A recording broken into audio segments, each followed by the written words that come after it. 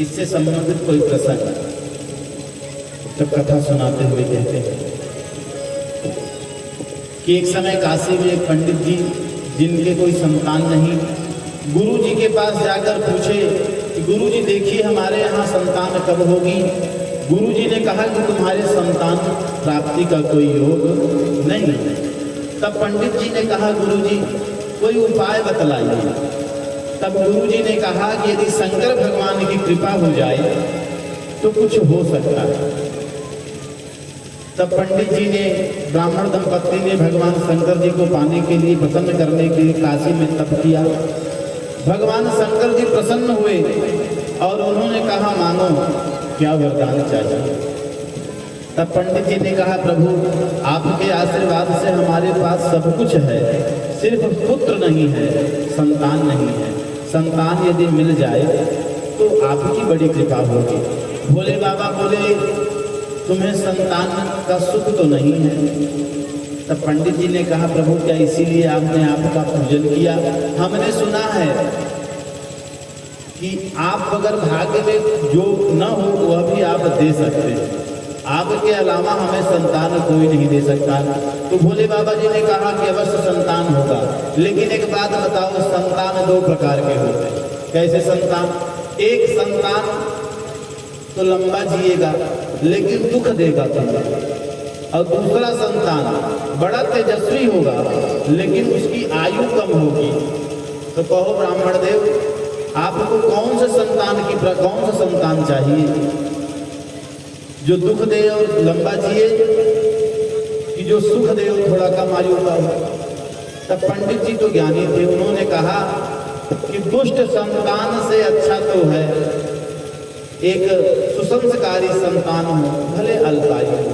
भोले बाबा बोले तथास्तु। जब तुम्हारा बालक आशीर्वाद तो दे दी और बालक की आयु बताए 12 वर्ष। ऐसे करके भोले बाबा अंतर ध्यान हो गए।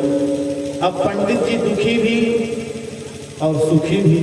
सुख इस बात का कि संतान की प्राप्ति होगी, दुख इस बात का है कि संतान के मृत्यु का समय उन्हें पता है।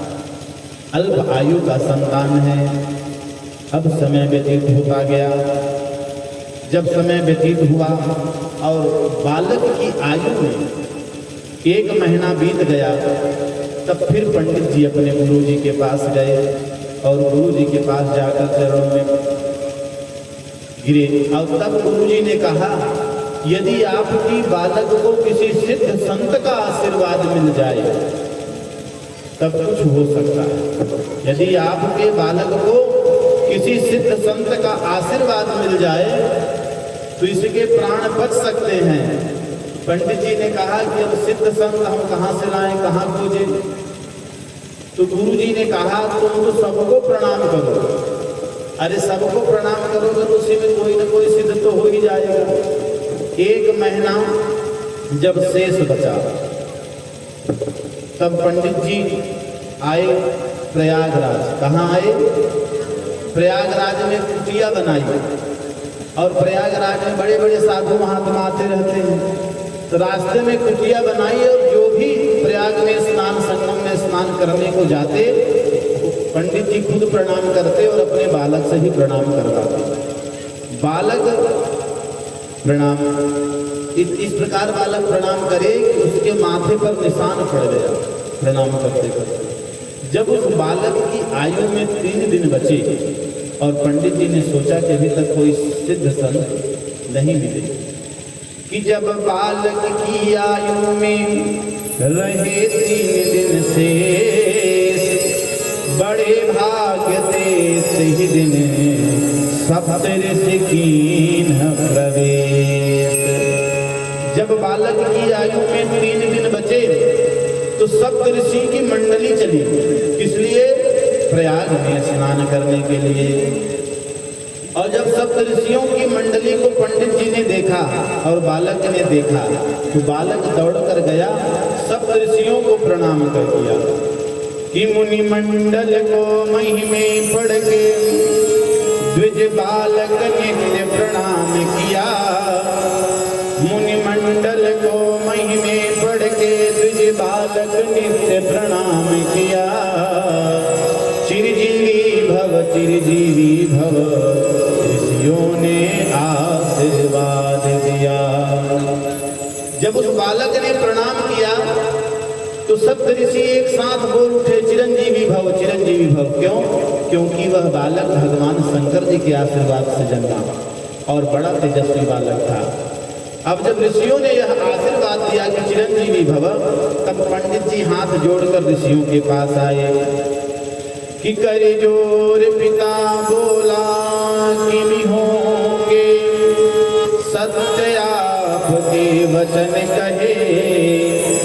इस दीन अभागे बालक की आयु में शेष दिन बचे। पंडित जी ने कहा कि हे सप्तऋषियों, आपकी वाणी सत्य कैसे होगी, क्योंकि इस बालक की आयु में 3 दिन ही बचे हैं। अब सप्तऋषियों ने कहा हम तो फंस गए। तब पंडित जी ने कहा आप जाने और आपका आशीर्वाद जाने। तब सप्तऋषियों ने कहा ऐसा है, अपने बालक को आज ही आप हमें दे दीजिए, आपके बालक का कल्याण होगा।